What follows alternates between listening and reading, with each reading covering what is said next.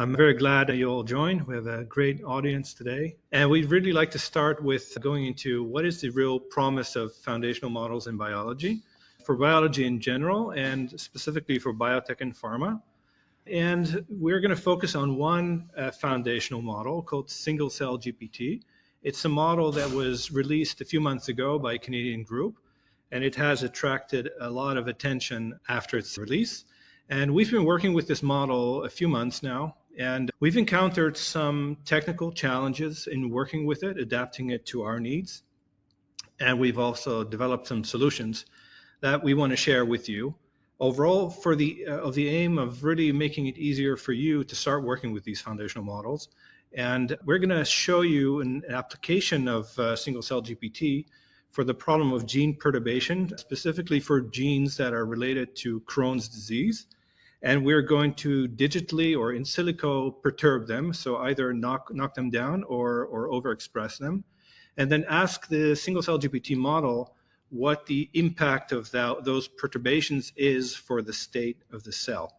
Now, we're going to show the results of that experiment and also a short demo highlighting sort of the kind of workflow that we propose to be very effective to work with these kind of problems. Finally, we have some conclusions and Q&A. So let's just dive in. So we live in a very interesting era, I think, as you mentioned, where we're transitioning from an era where, you know, any question you have to ask, you want to ask and get an answer to, you have to actually do an experiment in real life. And we're transitioning now into an era where this is not the case anymore. So we can more and more rely on predictive models to be able to answer questions that are of interest to us, even in the very complicated biological domains that we all work in. So biotech and pharma, drug discovery, gene discovery, mechanistic research. And that is really, I think, part of the reason why we care so much about these kind of models. And they pop up sort of everywhere, so in various domains. So from DNA to proteins to molecular compounds and transcriptomics. Of course, single-cell GPT is in the domain of transcriptomics, as you probably know, since you joined this webinar. But for example, in DNA, which is essentially a language of basis, right? So large language models can treat that language of DNA as a real language and get trained on it. And basically, one of the things that these foundational models can do essentially is predict promoter regions or predict sites within the DNA that can serve as DNA binding sites or protein binding sites.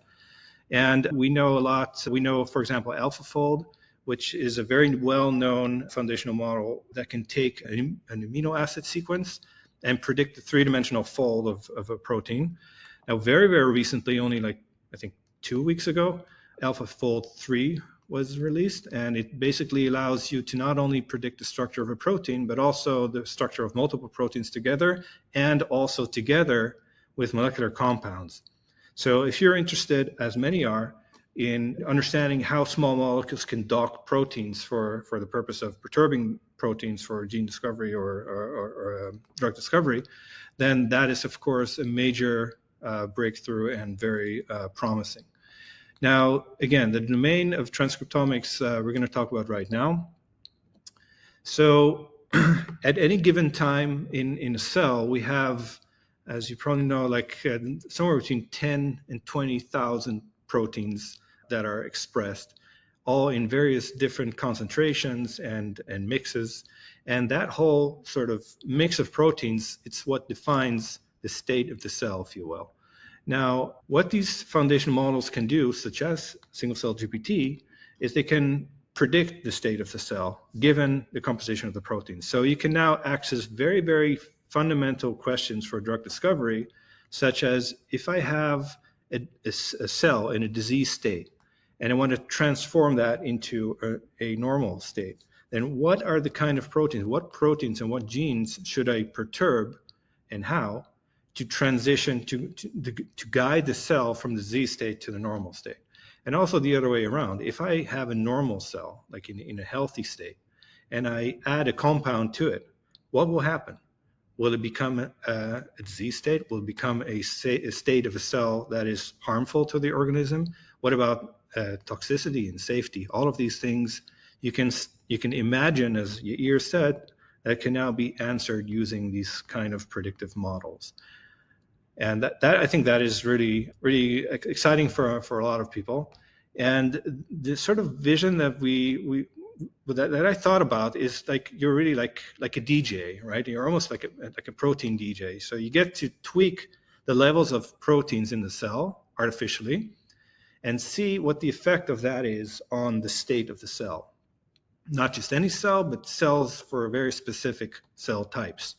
So this used to be a fantasy, and the authors of the single cell GPT claim that this is not a fantasy anymore, and we wanted to check that and make it available for you to test it out yourself, and we're actually getting there. So I'll stop right there. I think we have a poll question right now, in just to get some interaction of the users on the specific question. So are you actively working on foundational models? So the answers are yes, I'm planning to, or no, I'm just here to broaden my horizons. We're getting 44% is just broadening my horizons, 38% just planning to use it, and actively using is the smallest fraction, it's like 20%. That's interesting because it reflects, it's a reflection of the fact that there's a lot of interest here on foundational models, and maybe not all sort of know exactly what it is and how to use it and what it can solve and what it can't solve. So, so single cell GPT, it's single cell generative pre-trained transformer. It's a foundational model in single cell transcriptomics, as I mentioned before, and it really is a model of the type transformer. And what it does, it gets pre-trained by offering it a lot of data, like well over 30 million human cells of single cell gene expression data. And it gets trained on a scheme in which it should predict its own input. So what happens is you offer this model a lot of such data, you mask a small part of it, and then you ask of the model to predict the masked gene expression data. Now, as this is done repetitively, like over many, many cycles, the assumption is, and the premise of these models, is that it can then learn sort of deep underlying mechanistic biology of gene expression. So what genes are co-expressed? If one gene goes up, what gene goes down? What are pathways that are regulated together? How do cells respond in terms of gene expression to external stimuli in different parts of the cell, different cell types, and all of these things? So that's what the model knows how to do, predict its own input. And that's what's called the pre-trained stage. So the authors of this paper, again, published in 2024 in Nature Methods, what they did is they did this pre-training, and you can download it. And now the question is, what next, right? Because predicting the own input of the model may be interesting for pre-training purposes, but it's very likely not exactly what you want to do with it. If you're, for example, interested in cell type annotation or in perturbation prediction or knowing what sort of network analysis, what networks underlie the gene expression, then you have to do something to this pre-trained model to get the answer you want. And it could either be a simple clustering of the output of the scGPT, or it could be to build a classification model on top of it, or it could be fine-tuning the entire backbone of the model to get your answer. And so it's not obvious what you have to do in what case. So that's really part of what this webinar is all about, how to choose the right way to work and how to implement that in a cost-effective and easy-to-use manner. So just showing you a little bit like behind the scenes what's going on with this model. So let's say you download this pre-trained single cell GPT model and you add to it as an input gene expression data. For example, cell by gene data, which on the sort of horizontal axis you have all the genes, and on the vertical axis you have cell types or cells, and you get this gene expression matrix here. If you enter that into the pre-trained scGPT model, you get what we call a embedding layer. So each cell is represented now, like the gene expression of each cell is represented as a vector of 512 numbers. And so altogether, this is the cell embedding of 512 by the number of cells in dimensions. And those numbers, they harbor, if you will, all of the information that is obtained during the pre-trained phase, right? And now the question is, that's great. So what do I do with these 512 dimensions and all of these numbers and transform that into something that I care about? And that's one thing. So one thing people do very often, and I see that in a lot of literature, is they simply run a UMAP representation of these 512 dimensions. So it's basically a dimensionality reduction from 512 to 2. And very often you see this kind of separation in this space. Now, for example, if you're looking to separate various cell types, then you see that if you run the expression data through the scGPT model and perform UMAP on the embedding layer, you sort of magically see that there is a separation by cell type. Nobody actually taught this model to do that, but that's what it sort of knows how to do out of the box. So that's very useful. But other things that you might care about, for example, disease classification, that is not always immediately out of the box, sort of well separated. So as you can see here on the right, this is actually what our data right here, our analysis, not our data. You see that there's not a very good separation between disease and non-disease. There's obvious that the data points are different, but it's not very well separated. So what do you do then? And this is what we're going to show you more in depth, or Dror will show you a little bit more in depth, is you take this embedding layer of the single cell GPT, which is basically, again, the output of the model, and you build another machine learning model on top of it. In this case, we tried a classification model that can classify for each cell, given the 512 vector that is encoded, what the probability, what this model thinks the cell is, or a cell came from a sick person or a healthy person. And as you do that, you can train this model, and the model can learn the embedding and predict a specific output that you care about. So I think also at this point, we have a small poll for you before Dror takes over and goes into the details of the experiment we wanted to show. So the question here is, what is the main barrier for using foundational models in your work? So we have technical issues, don't know enough about it, and I'm quite overwhelmed with all of the papers that, we get exposed to an amazing pace. Not sure I can trust foundational models. Like, if I'm going to use it, then maybe, how do I know it's right? It's not sort of hallucinating anything. I'm worried about privacy and security, sending things to OpenAI and things like that.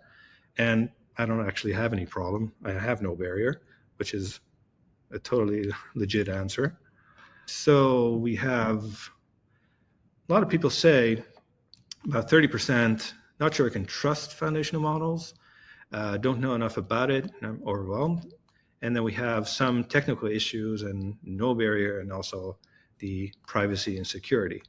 Now, not sure I can trust foundational models. Actually, it's a bit of a question what it means trust, because there are different aspects of it. But we ask the same question as well. Like, if you get this prediction, like, how do you know it makes sense? And that's why we're going to show you a few sort of technical sanity checks for these models, but also biological sanity checks. It was one of the most important things for us to show you is whether this output of the model sort of makes sense biologically. So, Dror, please take it from here. I'm stop sharing. Okay. So, as Daniel said, using single cell GPT is quite challenging. And there's 4 main challenges that you need to deal with in order to use foundational models. And I think the top one is build something specific on top of it, like a classifier that I'm going to show you. And this is like the main challenge that we are tackled, how we answer our specific question.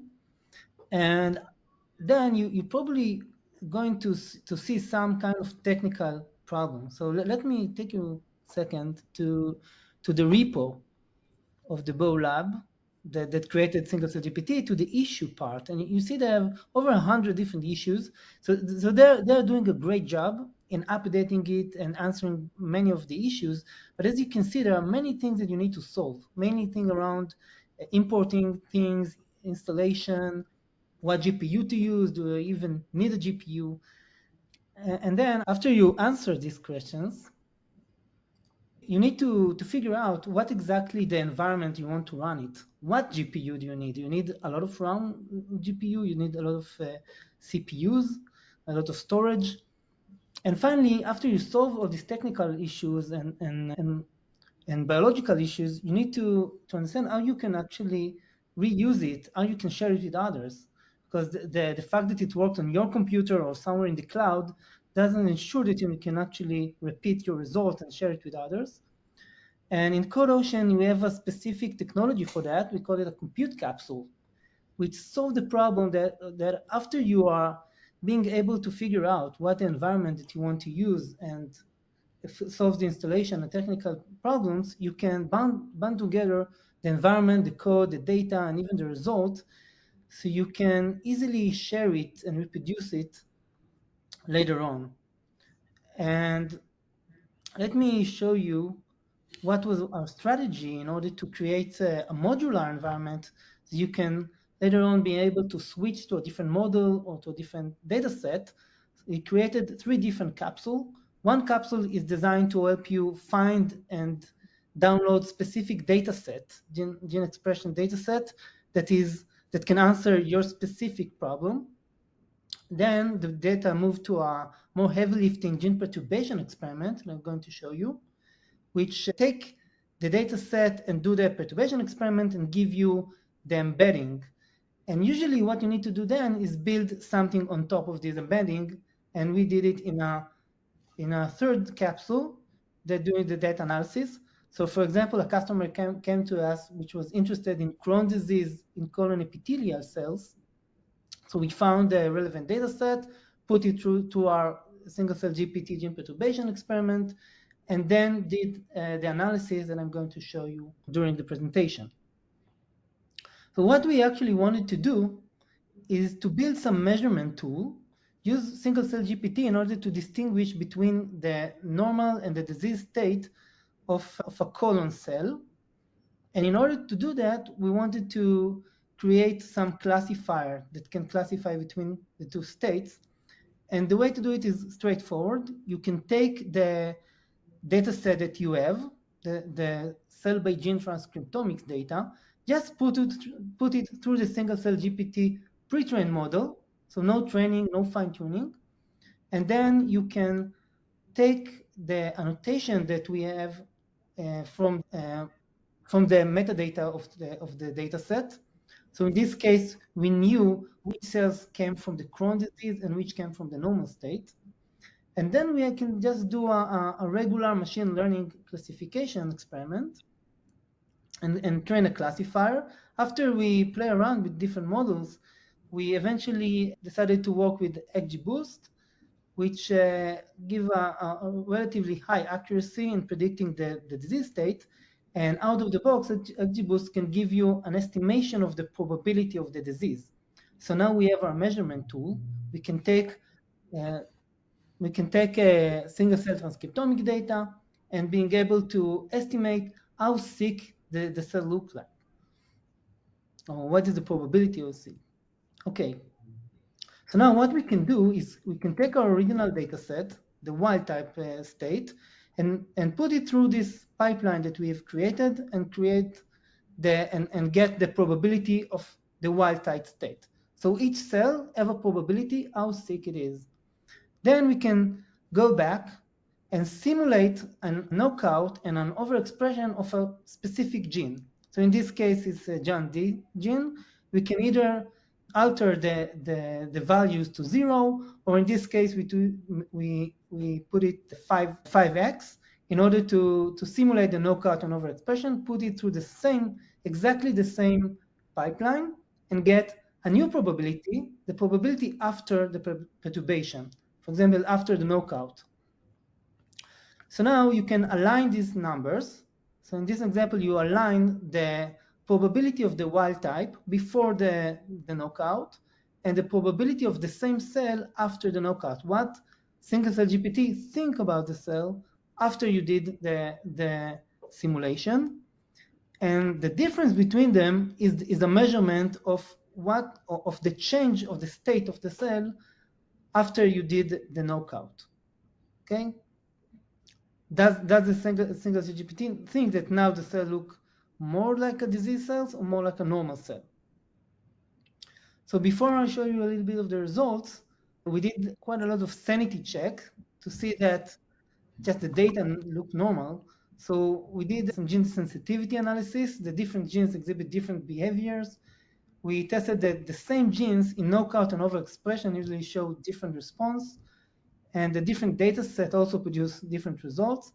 We visualize it a lot with UMAPs to see that it can capture the signals from the data. Signals like, for example, cell types and different tissues can be easily separated by single cell GPT.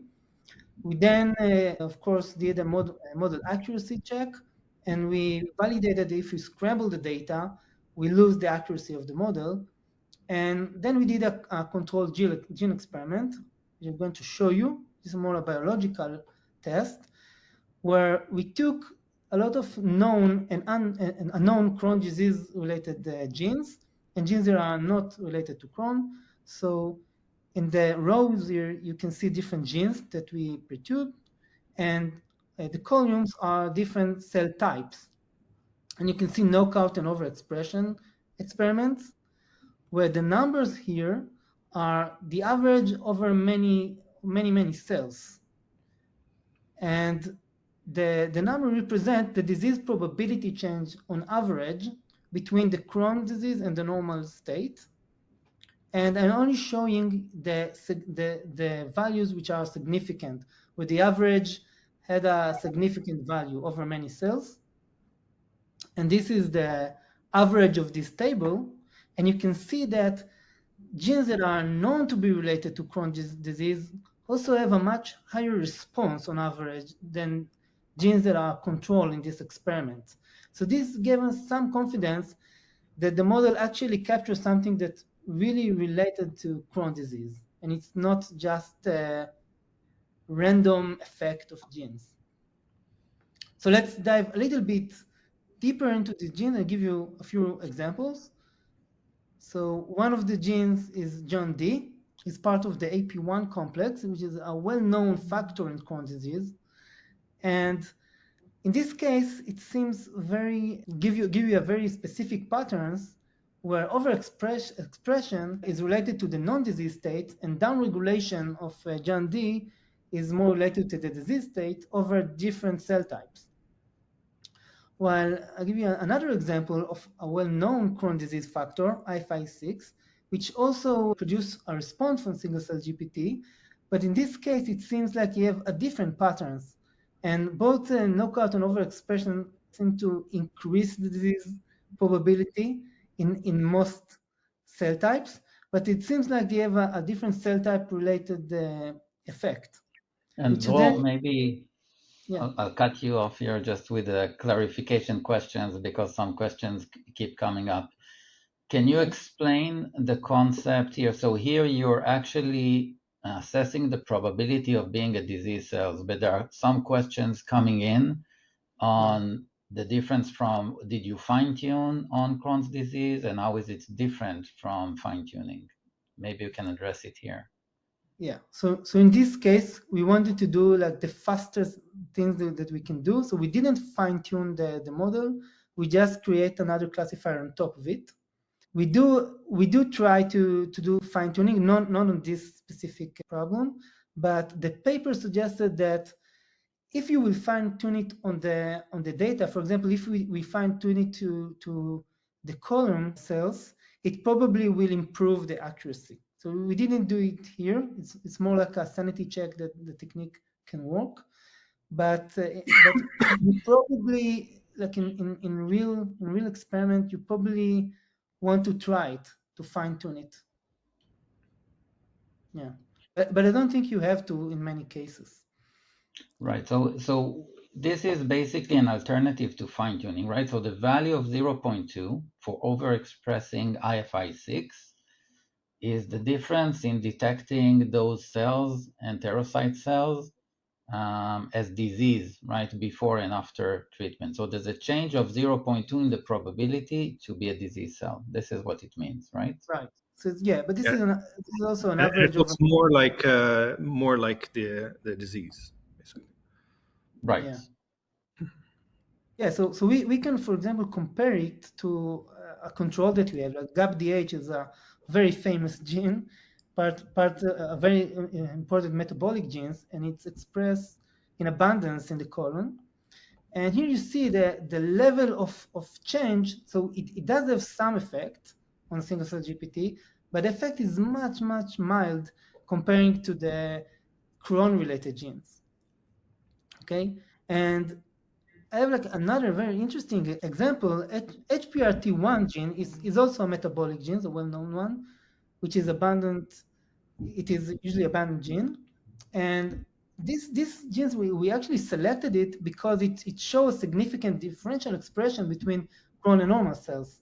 So it could be hypothesized that this is actually affecting Crohn's disease in some way, but in this case, single cell GPT have no significant effect at all in any cell type, which is kind of interesting. So if you do like a traditional gene discovery pipeline, you probably pick this gene up, even though single cell GPT suggests that it's not related to Crohn's disease. So this is, for example, an interesting way to maybe filter suspected genes from your gene discovery pipeline. Though, let me just double click on that because I think it's a very cool finding of your work. So what you're suggesting is that, so we typically, when we compare normal to disease, so normal cells to Crohn's disease cells, we look at differential gene expression, and we then hypothesize that these genes play a role in the disease. And the only downstream analysis we do is to do a pathway analysis, thinking that if it's a real finding, then some genes will cluster around the same biological mechanisms. But Right. what you are suggesting is that we could use it we could perturb this gene using single cell GPT model. And if it actually doesn't affect the change in disease probabilities, it's less likely to play a role in the disease. But if it does, as we see with the genes that are known, it is then likely to play a role in the disease. So it's another way to filter beyond pathway enrichment. So did I understand that correctly? Yeah, right. Exactly. Okay, and so there are some questions saying, how come you only identified known genes? But maybe we'll just remind people that this is a sanity check, so we picked the genes that are known, but of course you can test any genes or find novel genes.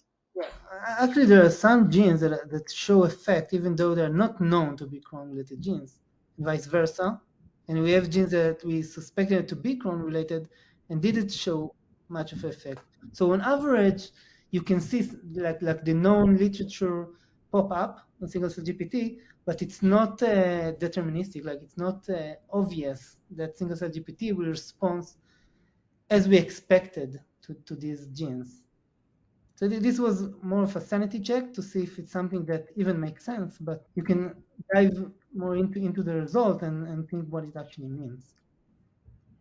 Okay, so now what I want to show you is how it's actually been done technically. So this is more for the data scientist, technical people. Okay, so this is in CodeOcean, we have a concept of collection. So I put the different capsules that I use here. I told you we have 3 into this collection.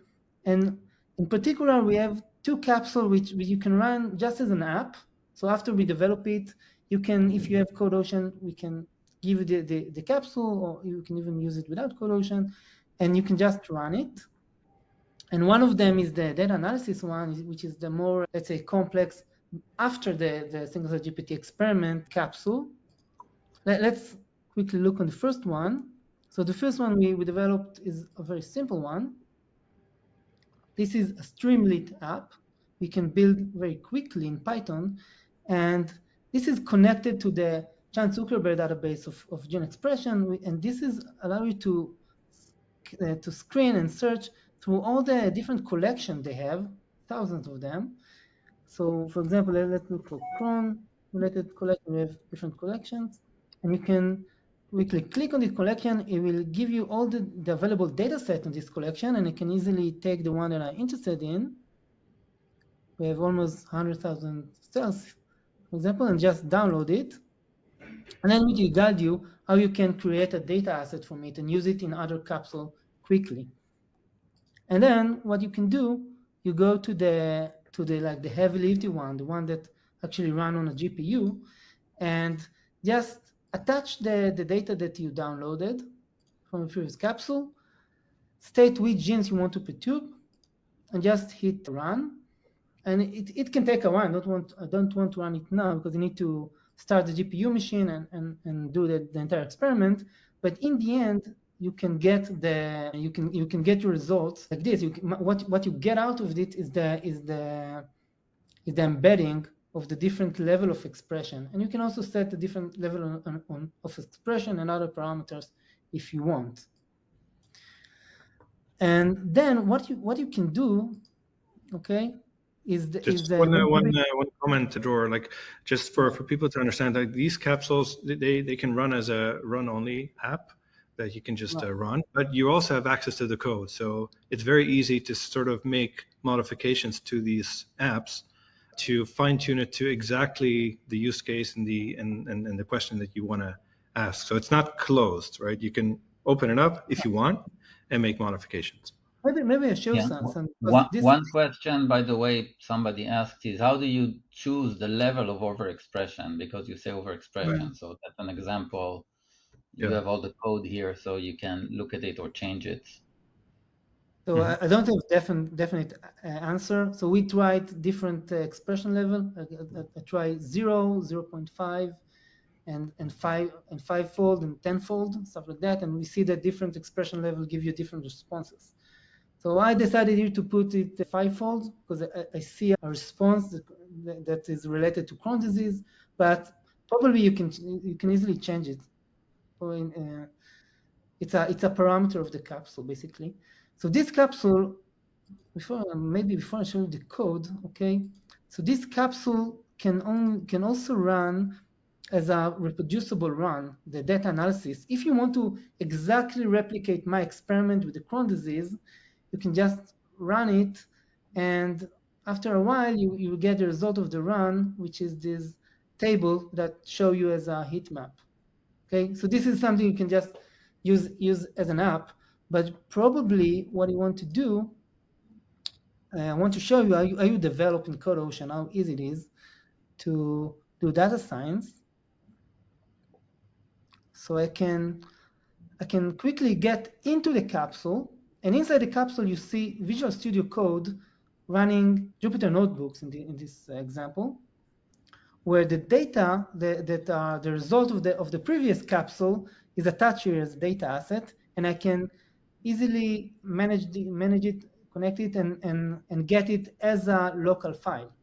So here, for example, I have the original data set that I put in, and I have the result, the perturbation experiment with level 1. So this is basically the control one. And I can just load it to memory. And I also have a GitHub Copilot here that can help me do the data analysis, which is I find it very helpful doing data science with GitHub Copilot. So let's just ask him to do something simple and show you how you might think about it. So let's say I want to do a core cross validation boost classifier for, let's say, disease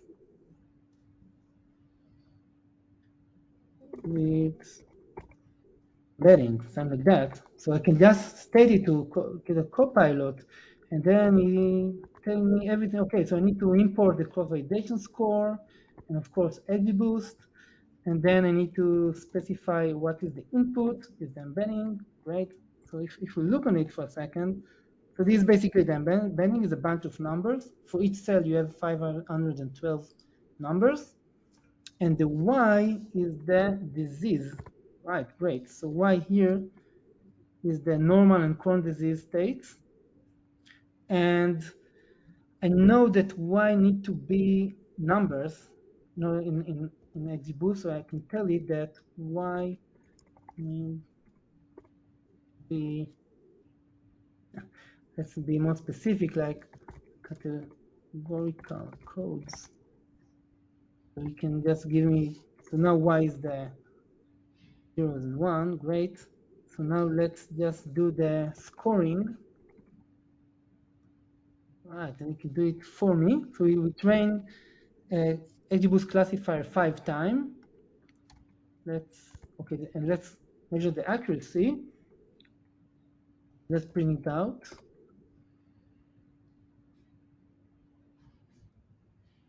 Okay, great. It will give me the mean accuracy. So let's run it. It can take a while. So in the meantime, I want to show you something. You can go to the. I'll show you some of the experiment that I did before. And when I developed this XGBoost classifier, I tried many different models. So for example, I tried random forest, logistic regression, all these kind of models.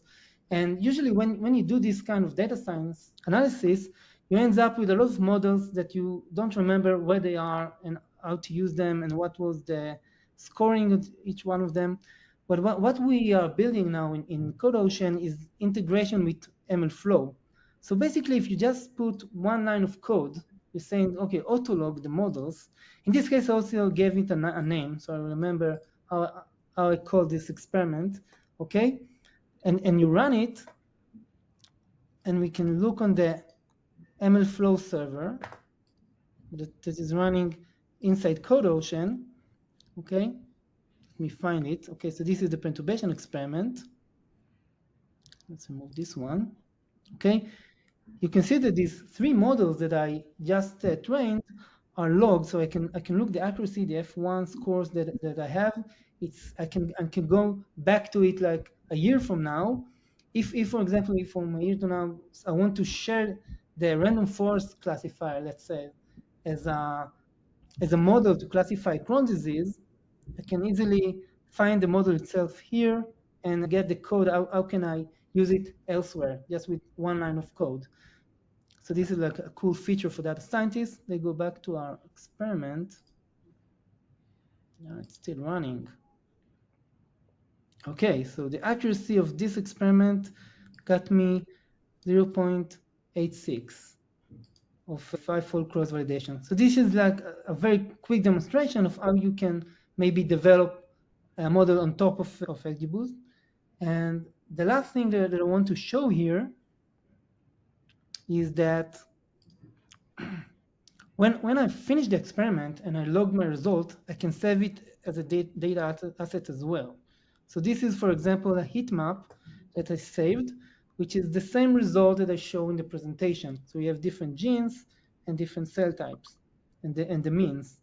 And what we have in CodeOcean is the ability to track the entire experiment that got us this result.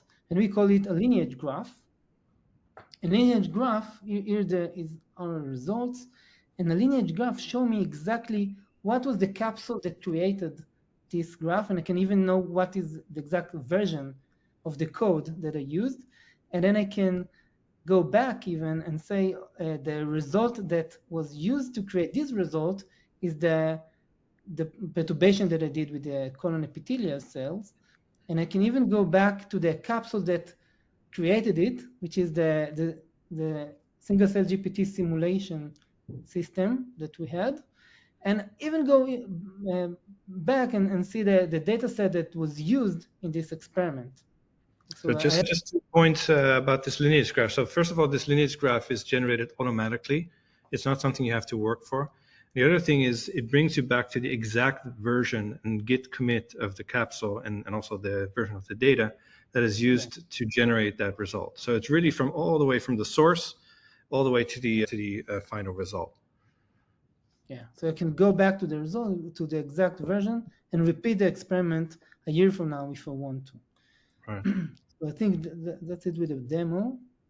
So in conclusion, I think I hope we showed you that foundational models are starting to deliver on their promise of in silico experimentation, specifically for drug discovery in this particular case.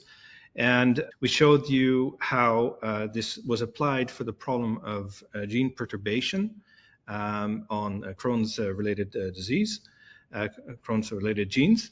And one of the interesting things I think we've shown you is that this model, which was not trained on this specific problem, right, was apparently able to make predictions in a different sort of domain, a different problem it wasn't trained on. So these emergent properties, to me, are extremely interesting. And also, like, looking forward, this field is probably going to expand more and more, by which I mean that the models will become more and more larger and larger.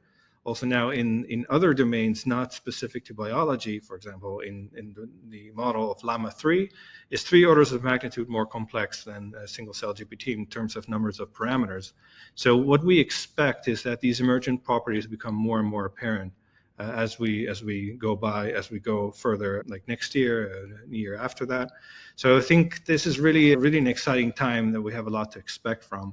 And we're looking forward to track that with you and be a partner with you in this journey. So please talk to us when you want to talk about foundational models, want to use them in your own work. We're here to help. It's part of the reason why we exist.